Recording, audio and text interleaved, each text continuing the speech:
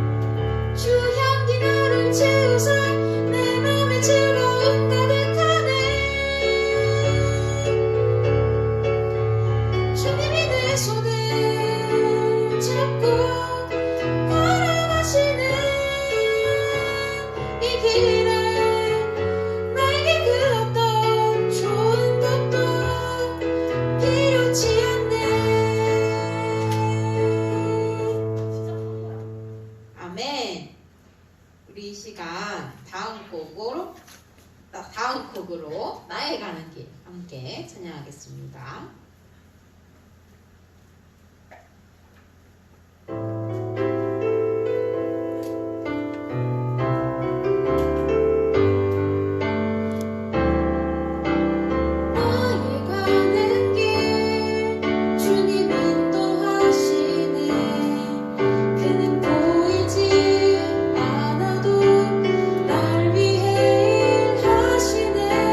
주 나의 인도자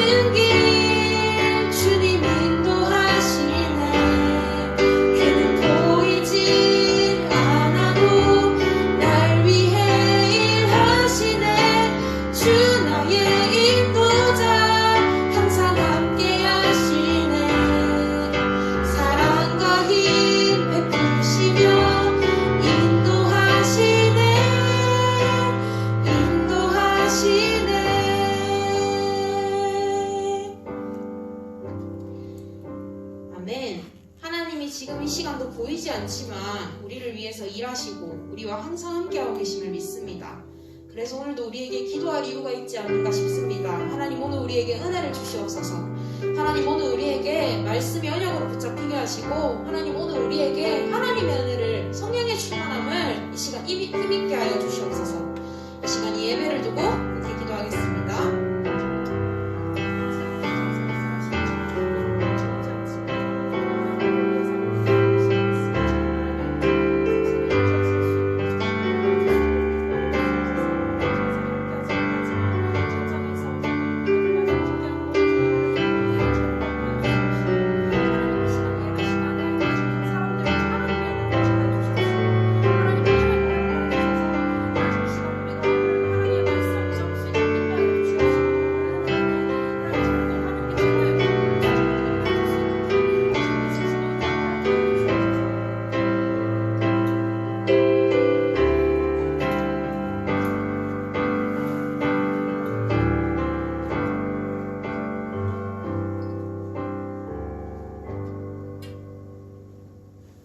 완전하신 하나님의 언약을 붙잡는 시간 되기 원합니다.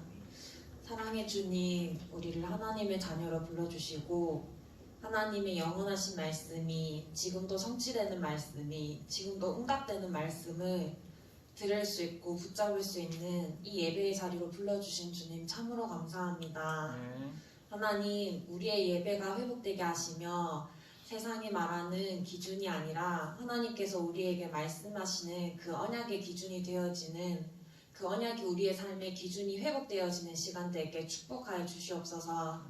청년의 때 창조주 하나님을 기억하라는 말씀처럼 우리의 삶 모든 곳곳에 하나님을 기억할 수 있는 순간들이 되게 하시며 하나님께서 우리에게 하시고자 하는 것을 발견할 수 있는 시간 되게 인도하여 주시옵소서.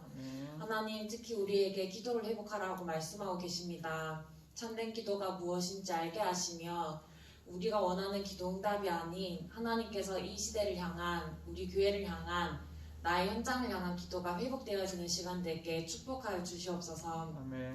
말씀을 선포하시는 목사님에게 오력과 성령 충만을 더하여 주시사 하나님의 말씀을 대언하게 하시며 그 말씀을 듣는 우리 청년들의 마음밭이 준비되어져 하나님의 말씀이 담겨져 현장에서 100배, 60배, 30배 열매 맺는 자들 되게 하나님께서 축복하여 주시옵소서. 예배 마치는 그 시간까지 우리의 생각과 마음을 주관하여 주시사 사단에게 조금의 틈도 허락지 않게 하시며 이 시간 우리에게 예배에 집중하지 못하게 만들고 하나님을 바라보지 못하게 만드는 흑암 세력은 주 예수 그리스도 이름 앞에 결박받고 떠나갈지어다. 하나님, 이 모든 예배의 영광을 받아주시옵소서. 예수 그리스도 이름으로 기도합니다. 아멘.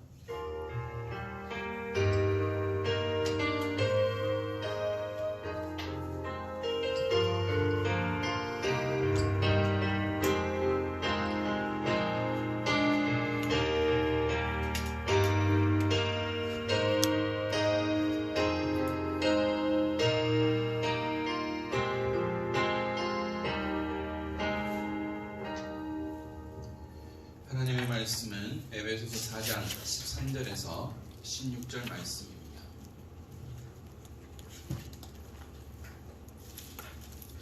에베소서 4장 13절에서 16절 말씀입니다.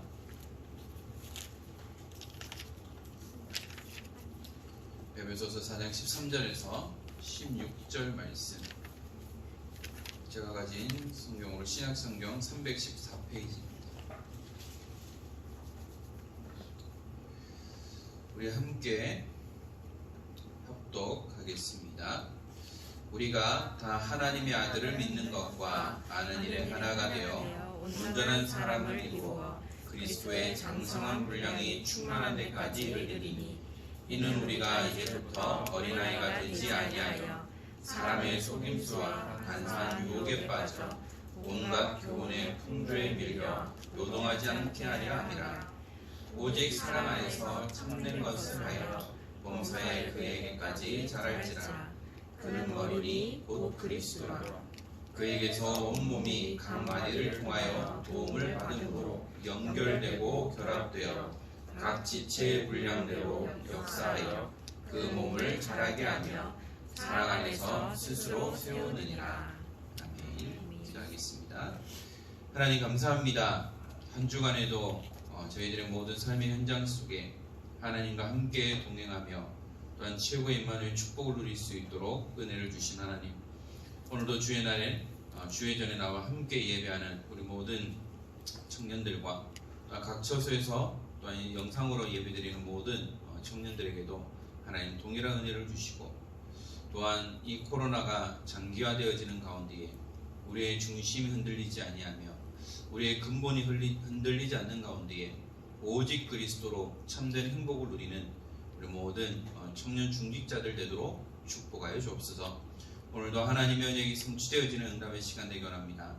우리에게 정말 믿음을 선택하는 그 응답의 자리에 있게 하시고, 날마다 그리스도로 충만한 가운데에 최고의 은혜의 응답을 누리는 우리 모든 청년 중직자들 되도록 축복하여 주옵소서. 오늘도 내게 말씀을 주시고 오직 그리스도만 담대히 선포하도록 입술을 주관하여 주옵소서.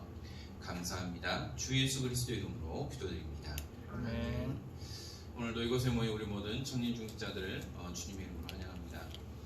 이제 막연한 겨울이 왔고요. 오늘 날씨를 보니까 영하 2도로 시작을 했어요. 아침에 차를 보니까 유리에 이제 성에가 끼는 그런 시간표가 되었습니다. 대지에 모든 것이 이제 성에가 끼지만 우리의 영혼은 성에가 끼는 것이 아니고 그리스도로 충만한 가운데에 여러분들을 통한 하나님의 중요한 절대 계획이 성취되어지는 축복의 발걸음이 되기 원합니다. 지난 한 주간 뉴스를 좀 뜨겁게 달궜던 내용들이 있죠. 물론 대입 수능이라는 큰 이슈도 있었지만 또 어떤 엄마가 이제 혼자 아이를 키우는데 쌍둥이를 낳았는데 하나는 그냥 시체를 유기하고 온 집이 쓰레기장이 되었던 그런 뉴스를 봤을 거예요. 저도 자세히 보지는 못했고 제 와이프를 통해서 듣긴 들었는데요. 사람이 영적으로 깨어있지 못하고 무기력하고 뭔가에 잡혀버리면 아무것도 할 수 없어요. 제가 예전에 부산에서 사역할 때도 영도에 있는 어떤 집사님 가정이었는데 아이 문제로 인해서 그 가정에 있는 문제들을 발견했습니다. 그 여자 집사님도 보면 집이 쓰레기장이었어요. 그런 환경 속에서 아들 하나 있는데 엄마랑 둘이 신앙생활 했지만 어떤 아이에 대한 이 영적인 문제로 인해서 결국은 그 집사님의 문제까지 발견하게 됐습니다. 그 이후에 이제 제가 또 청소년 사역을 했었기 때문에 같이 사역했던 목사님과 함께 계속 로테이션 하면서 그 아이를 케어하기도 했었는데요. 뭔가에 잡혀버리고 뭔가 문제가 해결되지 않으면 이것으로 인해서 이제 뭔가 버릴 수 없고 집은 엉망이 되어지고 자녀는 더욱더 케어할 수 없는 그런 상황까지 갈 수밖에 없다는 거죠. 물론 그 랩넌트도 지금은 장성해서 이제 자기 생활을 하고 있는데요. 우리의 모습도 마찬가지로 정말 우리가 그리스도가 아니고서는 그 어떤 문제들도 해결할 수 없다는 거예요. 어떤 제도, 어떤 뭔가를 통해서도 해결할 수 없는 거예요. 그것이 바로 영적인 문제라는 겁니다. 이 영적인 문제도 내가 경험해보지 못하고 내가 느껴보지 못하면 또 이해할 수 없는 부분들도 있어요. 저도 제 주변이나 제 가정에 이 영적 문제, 정신 문제 있는 사람이 없기 때문에 정신 문제를 가지고 있는 사람을 제가 이해하지 못하는 부분들도 있어요. 그런데 하나님께서는 이러한 것을 통해서 중이 이제 목회의 밑거름이 되고 사역의 밑거름이 될 수 있도록 계속해서 저를 인턴십 시켜가는 그런 과정을 느끼게 되는데요. 사람이기 때문에 이 현실 앞에 무너지고 체질 때문에 넘어지는 제 자신을 보면서 아직까지 내가 좀 멀었구나. 그렇기 때문에 내가 더욱더 그리스도가 필요하고 하나님 날 이것을 통해서 더 사역자로 나를 세우시는구나 라는 것을 많이 느끼고 있습니다. 그래서 지난주 말씀처럼 하나님의 언약은 완전하다는 거죠. 완전하신 하나님의 언약. 사람의 계획은 아무리 완벽하게 할지라도 안 돼요.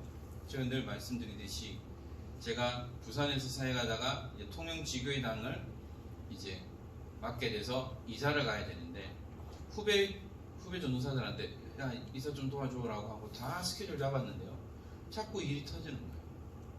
뭐 장례식이 생기고 교육자 수련회가 생기고 그러다 보니까 이제 더 이상 부탁할 수 없을 그런 상황이 돼서 결국 혼자 이사를 하긴 했었어요. 그거 보면서 아무리 완벽하게 준비를 해도 이게 안 되는구나. 내 뜻대로 되는 것이 없구나. 그래서 전적으로 우리가 하나님께 맡겨야 된다는 거죠. 그래서 목사님 하신 말씀이 문제 보는 눈이 중요하다. 그래서 문제를 만날 수 있지만 하나님의 언약을 놓쳐서는 안 된다는 거죠. 때로는 문제 앞에 현실 앞에 넘어지잖아요. 그래서 사건 만났다고 무너지는 것이 진짜 문제, 올무, 함정, 틀이 된다는 거예요. 특히 정신 문제 있는 사람들, 영적 문제 있는 사람은 여기서 벗어날 수 없는 거예요. 벗어날 수 있는 힘이 없다는 거죠. 그래서 우리는 성경을 통해서 복음을 발견해야 됩니다. 성경에서 말하고 있는 내용이 뭐죠? 예수는 그리스도, 오실 메시아, 오신 그리스도를 의미하죠. 우리가 하나님의 언약을 놓쳤다면 다시 언약을 붙잡으면 돼요.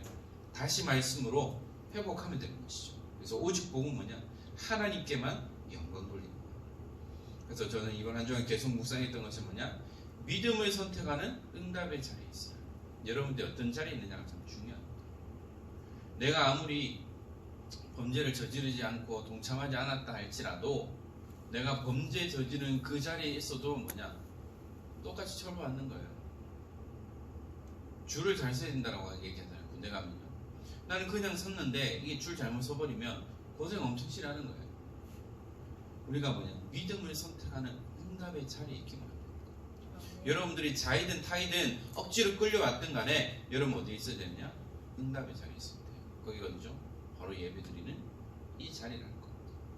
그래서 오늘 저와 여러분들이 함께 나눌 말씀이 예수 그리스도의 교회입니다.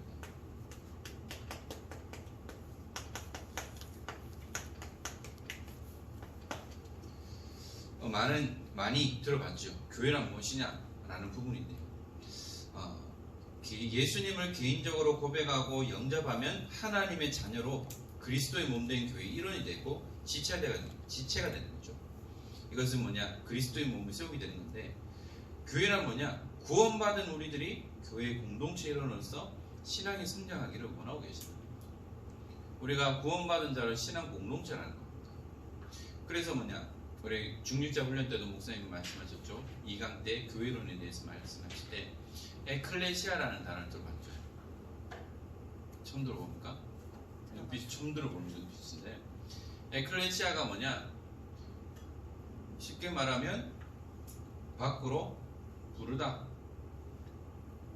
이것은 구별되어 불렀다는 거죠. 에클레시아가 한자로 표현하면 성도라는 거예요. 거룩한 무리, 구별된 무리를 의미하고 있습니다. 바로 저와 여러분들이 에클레시아예요. 교회, 구별된 사람. 이것을 여러분들이 분명하게 기억을 하고 있습니다. 자, 그러면 교회의 의미가 뭘까요?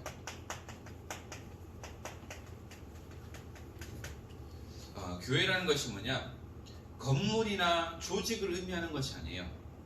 이것은 하나님의 택한 백성의 무리, 회중을 의미하고 있습니다. 그래서 저와 여러분 한 사람 한 사람이 교회예요. 한 사람 한 사람이 모여서 예배 드리는 장소가 교회당, 예배당이라고 해요. 그런데 통합적으로 보면 교회라고 하면 대부분 뭘 생각하죠? 건물을 생각하는 거예요. 그런데 여기에서 말하는 교회는, 성경이 말하는 교회는 건물을 의미하는 것이 아니고 구원받은 한 사람 한 사람을 의미하고 있다는 거죠. 그래서 예수님께서 세우신 교회입니다.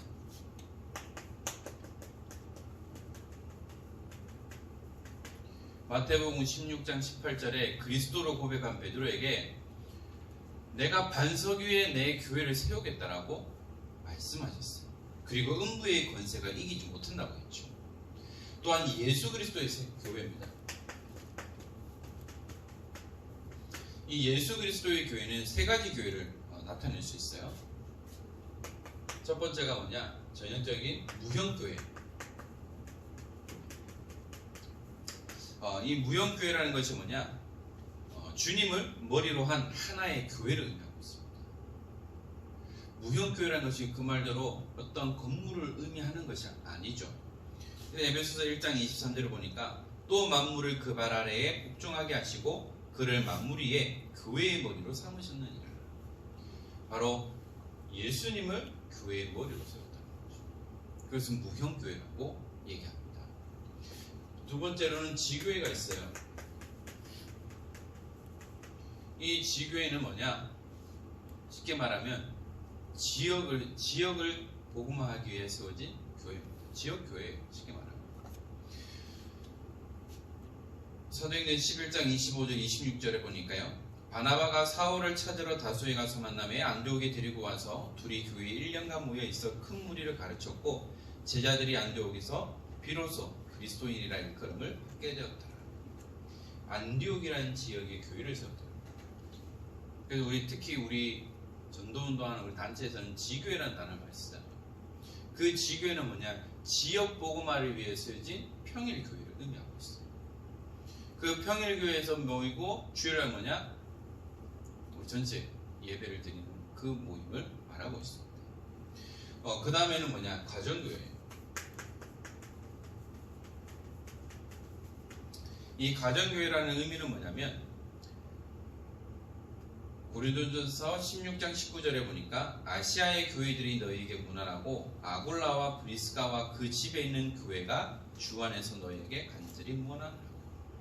그 집에 있는 교회, 가정교회를 의미하고 있습니다. 뭐냐면 초대교회 당시 핍박이 심했기 때문에 교회에 모일 수 없었어요. 그래서 뭐냐? 각 집에서 모였다. 지금 생각하면 중국에 있는 가정교회를 생각하고 있다. 그리고 북한에 있는 지하교회를 생각합니다. 초소교회를 생각합니다. 그 초소교회가 뭐냐? 집에서 모이는 예배를 말합니다. 이것을 가정교회 이렇게 세 가지로 분류할 수가 있죠. 자, 그 다음에 교회의 기능이 있습니다. 여러분들 모든 전자제품이나 모든 물건에는 기능이 있어요. 그 기능을 알기 위해서 먼저 매뉴얼을 보죠. 우리가 교회에도 마찬가지로 기능이 있는데요. 첫 번째가 뭐냐? 영적인 기관입니다.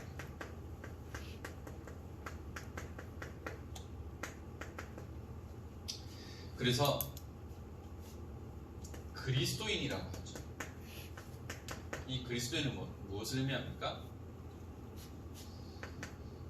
우리가 복음 편지에서 나눴듯이 자연인,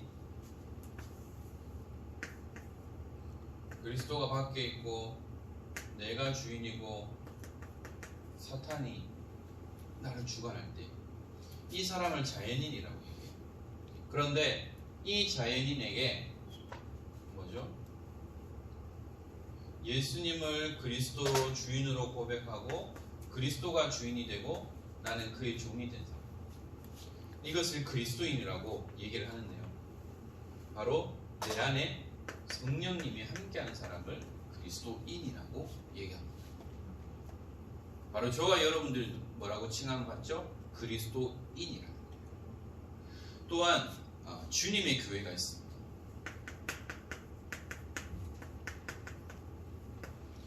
이 주님의 교회는 뭐냐? 모인 무리 가운데에 성령님이 함께하는 그것을 주님의 교회라고 하죠. 바로 우리가 모였잖아요.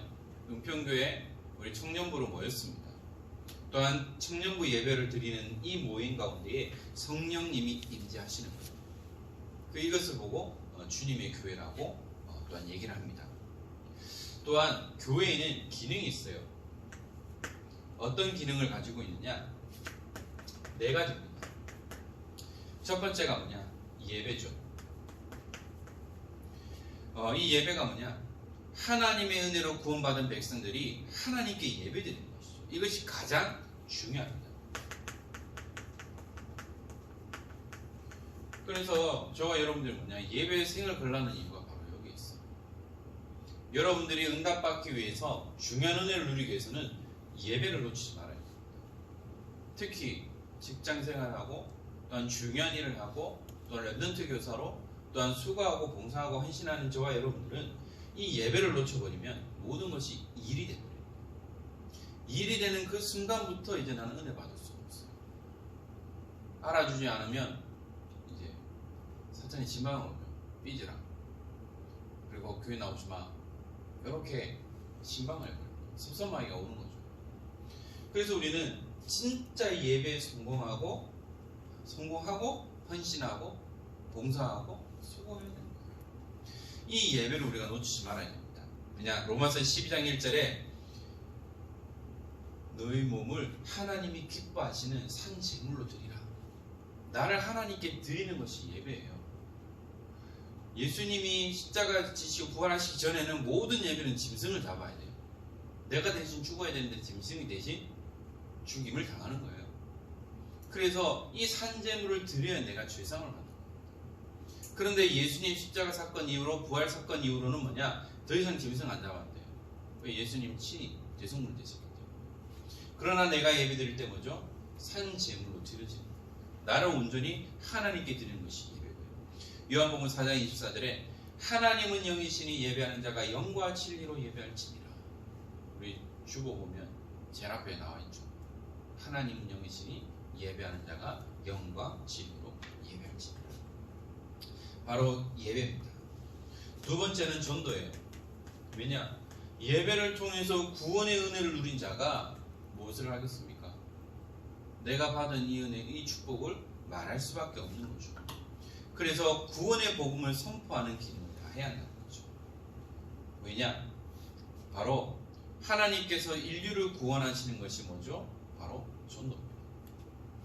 고린도전서 1장 21절에 하나님의 지혜에 있어서는 이 세상이 자기 지혜로 하나님을 알지 못함으로 하나님께서 전도에 미련한 것으로 믿는 자들을 구원하시기를 기뻐하십니다. 사람들이 내가 가지고 있는 지식, 지혜로 하나님 알지 못하는 거예요. 그래서 제가 그런 말 했죠. 특히 이과생들은 예수 믿기 힘들어요. 왜냐? 내 논리로는 이해가 안 돼요. 저는 문과생입니다. 그런데 이과생일수록 특히 공대 쪽에 연구하는 이쪽 사람들은 진짜 여기 구원받기 힘들어요. 너무 이 지식이 뛰어나다. 이론적으로 안 맞잖아요. 창조론 이해가 안 되거든요. 어떻게 그렇게 일어나요?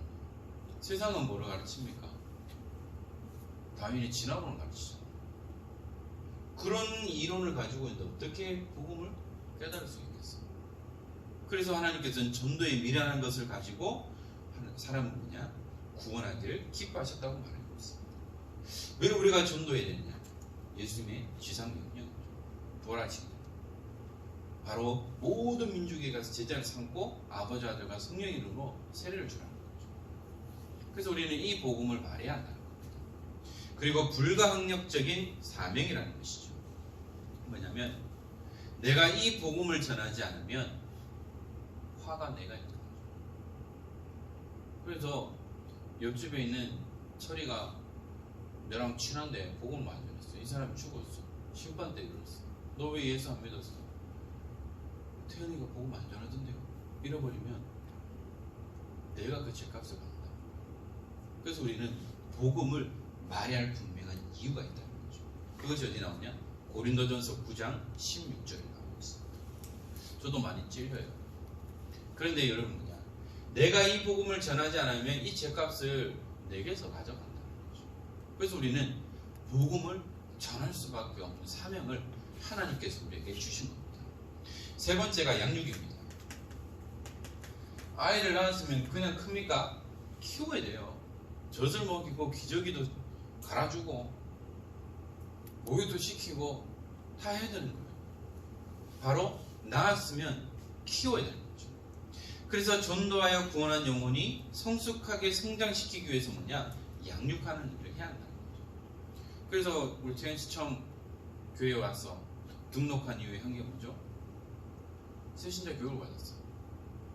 4주간, 5주간이죠, 저희는요. 5주간 교육을 받았어요. 그래서 통해서 무엇을 하느냐? 예수님이 누구냐? 그리스도가 누구냐? 교회가 뭐냐? 내가 누구냐라는 기본적인 부분들을 아마 교육을 받았습니다. 그 이후부터 또 특별히 또 담임 목사님과 함께 달방 양육도 했었죠. 이것이 뭐냐면 낳았기 때문에 계속 말씀으로 양육을 받는 겁니다. 이것이 되어지지 않으면 아이들은 자랄 수가 없는 거죠. 그래서 우리가 뭐죠? 구원받은 이후에 현장에서 다락방 양육을 하는 거예요. 교회 오면 또 새신자 교육을 받는 거죠. 계속해서 말씀으로 양육을 받아야 하는 거죠. 그 다음에는 뭐냐? 봉사입니다. 처음부터 봉사하는 것이 아니고요. 예배에 성공하고 전도의 이유를 알고 또한 양육되어져서 이제 그 은혜를 가지고 뭐냐? 봉사하는 일꾼으로 가르쳐야 한다. 그래서 제가 청년들 제일 처음에 얘기했던 게 뭡니까? 여러분들 랩런트 교사로 헌신하세요. 찬양대로 헌신하세요 하는 이유가 바로 있어요. 여러분들이 안 하면 누가 하겠습니까?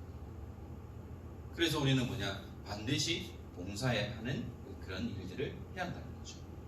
그래서 갈라디아 6장 9절에서 10절을 보니까 우리가 선을 행하되 낙심하지 말지니 포기하지 아니하면 때가 이름이 거두리라. 그러므로 우리는 기회 있는 대로 모든 이에게 착한 일을 하되 더욱 믿음의 가장들에게 할지니라. 이 봉사는 어떤 목적을 가지고 어떤 동기를 가지고 하는 것이 아니에요. 은혜에 감사해서 하는 거예요. 그래서 여러분들이 헌신하고 봉사할 때 은혜 받고 하라는 이유가 바로 이거예요. 일로 하지 말라는 것이 바로 여기 있어요. 일로 해버리면 인정 안 해주면 섭섭해지거든. 그래서 우리는 인정해주든 안 해주든 뭐냐? 하나님의 은혜에 감사함으로 여러분들이 할 수 있어야 한다는 거죠. 그래서 뭐냐? 우리는 그리스도의 일꾼이라는 거죠. 또한 예수님의 모범이라고 했습니다. 예수님이 제자들의 발을 씻겨주셨다. 섬김을 받아야 할 자가 섬겼다. 오히려 제자들의 발을 씻어주셨다는 겁니다. 그래서 이것을 가지고 교회에서 무엇을 많이 하느냐? 세족식을 많이 해요. 발을 씻겨줘. 저도 저희 와이프 발을 씻겨줬던 기억이 좀 거의 없는데 와이프 발도 씻겨주면 좋아할 거예요. 네? 좋아할 거예요. 오늘 발 씻겨줘야 되겠네요. 네. 그리고 뭐냐? 청지기의 봉사라는 거죠. 우리가 청지기라고 하는 것이 뭐냐면 우리 교육 받았죠? 청지기가 뭐라고 그랬어요? 그 지키는 관리자예요. 관리자. 어떤 일하는 사람이 아니고 전체를 돌보고 관리하는 거예요. 그래서 모든 시설이나 보면 관리자가 있어요. 심지어는 화장실 청소하는 분도 관리자가 있어요.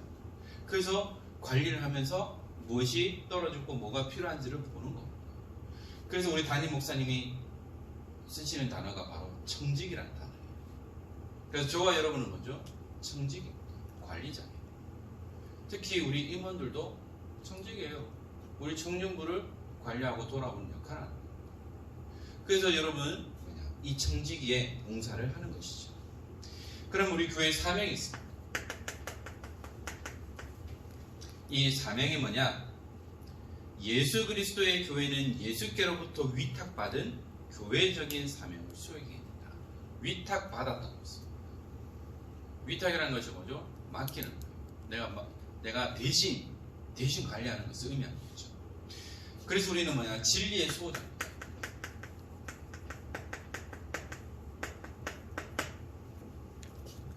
수호자라는 것이 뭐죠? 지키는 거예요. 우리는 무엇을 지키느냐? 진리를 지킵니다. 그 진리가 뭐죠? 예수는 그리스도입니다. 복음을 지킨다. 그래서 뭐냐? 디모데전서 3장 15절에 만일 내가 지체하면 너로 하여금 하나님의 집에서 어떻게 행하여야 할지를 알게 하려 함이니 이 집은 살아계신 하나님의 교회요 진리의 기둥과 터니라. 이 집 바로 하나님이 세우신 이 성전이 뭐냐? 진리의 기둥이고 하나님의 터라는 거죠. 그래서 뭐냐? 진리를 지키는 거예요. 왜 이런 말을 했을까요? 이 당시에 거짓 선지자들, 거짓 교사들이 너무나 많았어요. 그래서 올바른 복음을 말한 것이 아니고 거짓된 것을 가르쳤다는 거죠. 오늘날 말하는 이단들이라는 거죠. 그 이단들에 의해서 뭐냐? 진리를 놓쳐버리고 빼앗겨버린 겁니다. 우리가 이것을 지키지 않으면 어떻게 돼요? 빼앗길 수밖에 없는 거예요. 그래서 우리는 이것을 지키는 겁니다. 복음을 지키는 거예요. 이 복음 때문에 뭐죠? 우리 믿음의 선배님들이 어떻게 돼요? 순교하셨다는 겁니다. 그리고 주기철 목사님 이런 분들이 복음을 지키기 위해서 순교하셨다는 거예요. 우리 믿음의 선배들도 다 순교했어요. 왜? 이 복음을 지키기 위해서. 우리는 이 복음을 진리를 수호하는 자입니다. 또한 그리스도의 대행자죠. 이것은 뭡니까? 대신하는 거잖아요. 마태복음 25장 40절에 임금이 대답하여 이르시되 내가 진실로 이르노니 너희가 여기 내 형제 중에 지극히 작은 자 하나에게 한 것이 곧 내게 한 것이니라 하시고, 구원받은 하나님의 성전인 그 한 사람을 돕는 것이 누굴 돕는 거라고 했습니까? 나를 돕는 거, 바로 하나님을 돕는 거라고 얘기하는 거죠. 그게 어디 나오냐? 또 전도자를 위해 냉수 하나를 대접한 것이 바로 내게 한 것과 똑같다 라고 말하고 있는 것처럼 동일한 것을 의미하고 있습니다. 예전에 유목사님 예화에도 나왔죠. 어떤 왕이 성전을 지었는데 거기에 머릿돌을 자신의 이름으로 했었는데 꿈에 보니까 선손이 나와서 진센돌프라는 이름을 했다. 이렇게 계속 꿈에 나오니까 찾아보고 봤는데 헌금을 많이 하는 이런 아이가 아니라, 사람이 아니라 어린아이였다. 그 아이를 불러서 얘기했어. 네 헌금 얼마큼 했느냐? 안 했다고. 아무것도 안 했다고. 네가 한 게 뭐냐? 그 일하는 마부에게 물을 주고 말에게 물을 줬다는 거야. 내가 할 수 있는 건 그밖에 없으니까. 그것을 깨닫고 그 왕이 그 이름을 바꿨다는 거야. 그 어린아이가 내가 어리고 돈이 없기 때문에 내가 할 수 있는 거는 수고하는 마부들과 일꾼과 그 말에게 물을 주는 것이었어. 그만큼 뭐냐? 그 어린아이의 그 중심을 하나님 기뻐하신다. 바로 우리가 이 일을 하는 것이죠. 그리고 세계 선교입니다.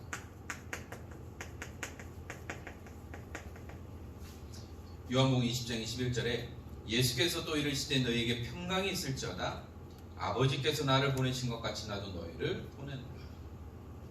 우리가 선교해야 한다고 하는데요, 막상 보면 나에게 요건이 없어. 요건이 준비 안 돼 있는 거예요. 당장 선교하러 가야 되는데, 물론 요즘은 일주일 만에 요건이 나오긴 나오는데 뭐냐, 우리가 세계 선교하기 위해서는 준비가 돼 있어야 한다. 지금은 뭐 비자를 그냥 이 비자로 받으면 돼요. 예전에는 직접 대사관 가서 비자를 받아야 돼요. 미국 가야 되는데 비자가 없으면 못 가요.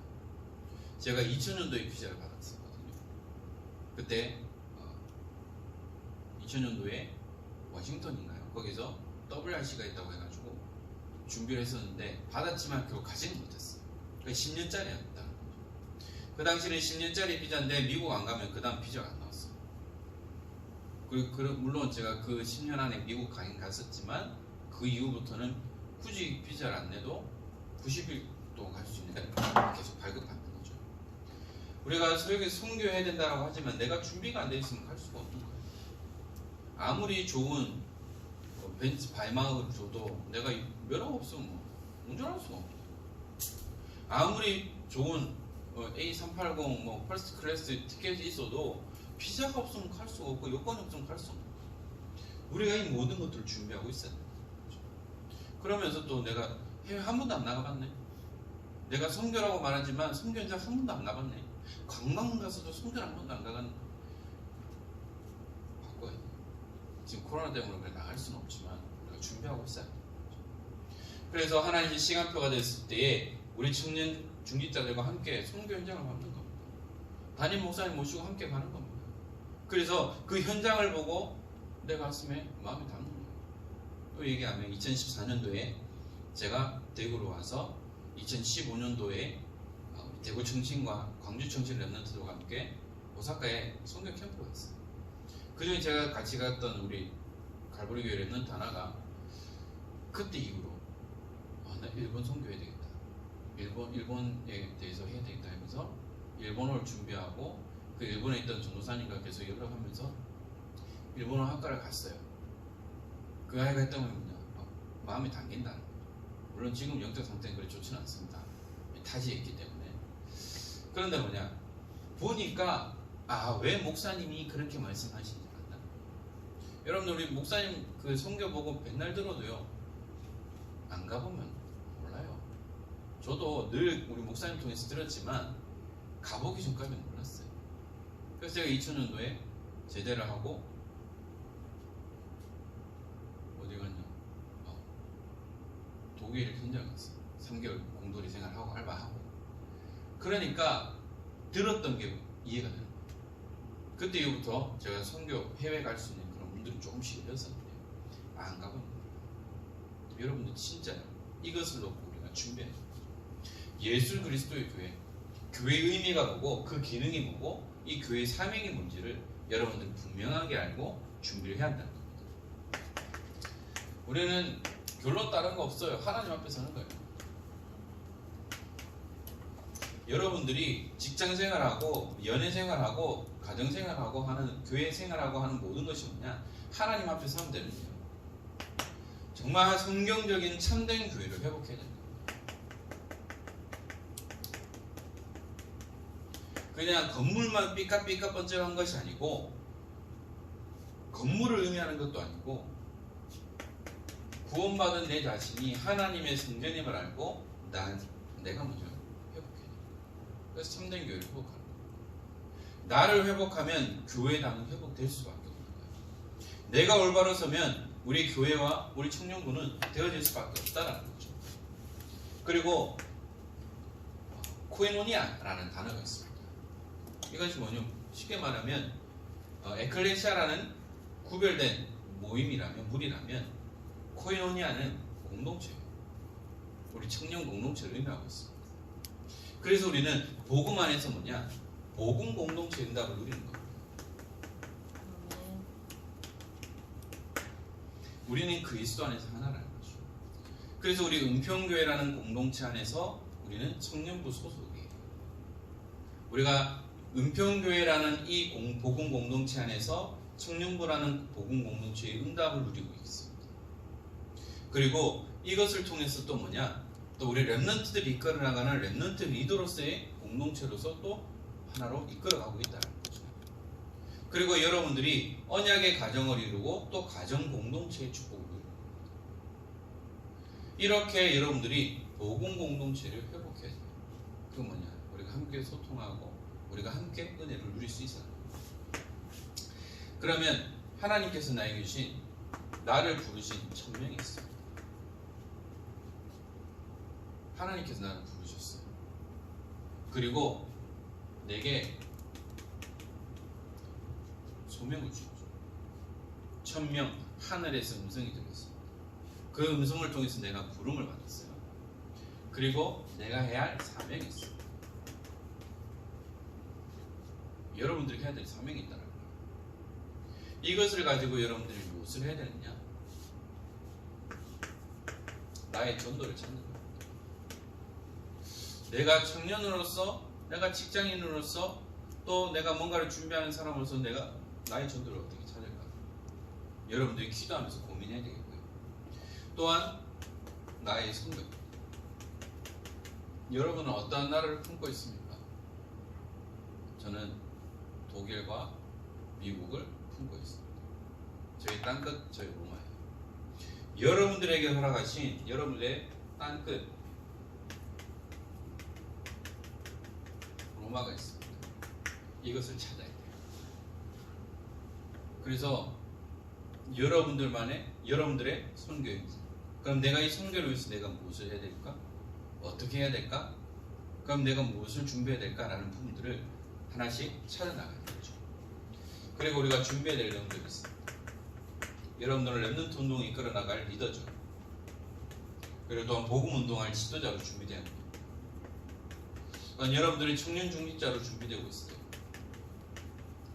특히 우리 임직자 및 중직자 훈련을 여러분 놓치지 말아야 할 이유가 여기 있습니다. 여러분들 청년 때에 청년 중직자로 준비돼야 돼요. 그리고 여러분들에게 직분을 맡긴다, 아멘하고 순종하시면 돼요. 저 못해요. 이건 교만이라고 그랬습니다. 순종하는 거예요. 청년 중직자로 준비돼야 돼요. 그리고 여러분들 언약의 가정을 이루는 거죠. 레위 남자와 레위 여자의 응답 부르는 거죠. 기도하면서 준비해야 됩니다. 그리고 여러분들은 우리가 함께 지금 코로나 때문에 많은 부분들이 지체되어 있지만 뭐냐? 현장의 말씀 운동을 기도해야 되겠죠. 내가 있는 가정, 직장에서, 현장에서 이것을 놓고 우리가 기도하고 정말 성경적인 다락방 그리고 성경적인 지교 운동까지 맛볼 수 있는 중요한 시간표가 됐으면 하겠습니다. 그래서 여러분들은 이 이름이 뭐죠? 계속해서 복음에 뿌리 내리는 거예요. 뿌리 내리는 자는 흔들리지 않습니다. 복음에 뿌리 내리면 복음의 열매 맺고요. 불신앙에 뿌리 내리면 불신앙의 열매를 맺을 수밖에 없어요. 그리고요, 정말 여러분들 예배 성공해야 됩니다. 예배 생을 걸어야 됩니다. 여러분들 붉은 불토 보내도 상관없어요. 그러나 예배에 지장된다면 그거는 하나님 없지 않아요. 상관없어요. 뭐 밤새 상관없지. 뭐 여러분 자는데. 그런데 예배 실패한다. 어떻게 될까요? 예배 실패할 만큼 그러면 안 되겠죠. 아멘 제대로 해야 됩니다. 그래서 정말 예배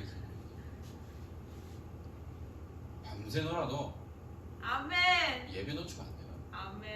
그래서 제가 개인적으로 좀 자제했던 것이 뭐냐, 크리스마스 이브 때 온라인 타는 실컷 놀아놓고 예배 때 안 보이거든요. 무엇을 위해 놉니까? 무엇을 위해 해야 됩니까? 우리 모든 우선순위는 예배예요. 예배 놓치는 놀이, 예배 놓치는 모임 말하는 것만큼 못합니다. 저는 개인적으로 그렇게 생각하고 있어요. 그렇다고 모이지 말라는 건 아니에요. 자, 그래서 우리는 예배 생을 걸어야 됩니다. 여러분들 영적 군사요 지도자이기 때문에 훈련에 들수 내년도 모든 본부 훈련들이 많이 축소되어 될 거예요. 지금 계속 코로나 장기화되고 또 3차 유행이 시작됐기 때문에 이 가운데서도 우리가 놓치지 말아야 될 부분들, 우리 청년들이 함께 응답받고 은혜 누리는 이것들을 놓치지 않고 정말 시대 하나님이 원하시는 그 일들을 감당하는 가운데, 특별히 오늘 이 메시지를 오늘 말씀을 가지고 지난 우리 중직자 훈련 2강 때 주셨던 말씀들 여러분 다시 한번 확인해 보시면서 진짜 예수 그리스도의 교회가 뭐냐, 그러면 내가 하나님의 교회로서 어떻게 인도받아 나갈 것인가, 무엇을 준비해야 될 것이라는 것들을 여러분 함께 고민하고 기도하는 가운데, 이제 2020년도도 며칠 안 남았어요. 또 오늘 정신 차려보면 이제 연말이고요, 새해가 돼버릴 거예요. 그 가운데서도 여러분들 언약을 놓치지 않고 2021년도를 준비하는 가운데 한 번도 가보지 못한 길을 걸어가기 때문에 하나님 우리에게 말씀을 주십니다. 그래서 원단 메시지를 통해서 성구 영신을 통해서 우리 말씀 받게 됩니다. 담임 목사님의 말씀을 통해서. 그리고 여러분들은 청년 공동체죠. 그래서 은평교회 성도입니다. 그럼 여러분들은 누구의 지도를 받아야 될까요? 담임 목사님의 지도를 받아야 돼요. 그리고 담당 교육자의 지도를 받아야 돼요. 내가 올바른 교회관이 되어지지 않으면 나무 교회에 가서 다른 목사님한테 지도를 받게 돼요. 그리고 이미 떠난 사람의 지도를 받는 것은 이거는 교회론으로 맞지 않는 거예요. 남의 집 가서 밥을 얻어먹는 거와 똑같은 거예요. 우리 집에서 밥을 먹는 것이 뭐죠? 우리 은평교회 강단과 우리 청년부 강단을 통해서 가는 거예요. 여러분들 이걸 절대 놓치지 말고요. 올바른 교회관을 가지고 소속관을 가지고 나가는 가운데 여러분들 통해서 한 시대의 교회가 살아나고요, 렘넌트들이 일어나고요, 응답받는 청년 중직자들을 통해서 교회의 흐름을 바꿔나가는, 시대의 흐름을 바꿔나가는 이 일의 주역의 축복을 누리는 청년 중직자들 되기를 주 예수 그리스도 이름으로 축원합니다. 기도하겠습니다. 하나님 감사합니다. 오늘 특별히 교회에 대한 말씀을 나눴습니다. 하나님께서 우리를 구별하여 부르신 이 모임을 통해 내가 먼저 응답받기 원합니다. 예배의 생을 걸고 응답받는 우리 청년 중직자들이 일어나기 원합니다. 코로나가 장기화되어지고 모임이 축소되어지는 가운데 하나님 이들이 예배를 놓치지 않게 하시고 우리 청년들도 함께 또 현장 예배의 응답을 누릴 수 있도록 그들의 마음과 생각을 지키시며 은혜를 주시고 날마다 믿음으로 승리할 수 있도록 은혜를 허락하여 주옵소서.